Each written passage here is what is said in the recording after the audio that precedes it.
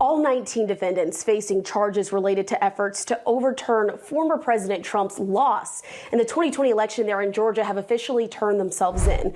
They had a noon Eastern deadline today to surrender voluntarily. And after Trump surrendered late Thursday, the remaining 7 defendants surrendered overnight and into the morning there on Friday. The district attorney there in Fulton County, Georgia, is now requesting for that trial to start at the end of October. But some of the defendants are now trying to get their cases moved to federal court. Now that Donald Trump has been formally arrested for what we believe to be his final criminal indictment, let's take a look big picture at the 4 cases, how they're different, and what's next. 4 cases in 4 different parts of the country. That's what former President Trump is now facing. The president's legal troubles are complex, and in all, he's been charged with 91 different criminal counts. 2 of the cases are in federal court. Those stem from Department of Justice Special Counsel Jack Smith's investigations. The other 2 are in state court, one led by Manhattan District Attorney Alvin Bragg, and the other by DA Fani Willis in Fulton County, Georgia. Now, even though the cases are playing out separately, there is some overlap. The federal Washington, D.C. case and the Fulton County state case are both centered on Trump's alleged attempts to overturn the 2020 presidential election.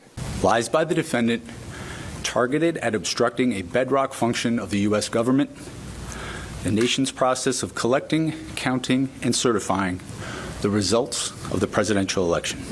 The indictment alleges that rather than abide by Georgia's legal process for election challenges, the defendants engaged in a criminal racketeering enterprise to overturn Georgia's presidential election result.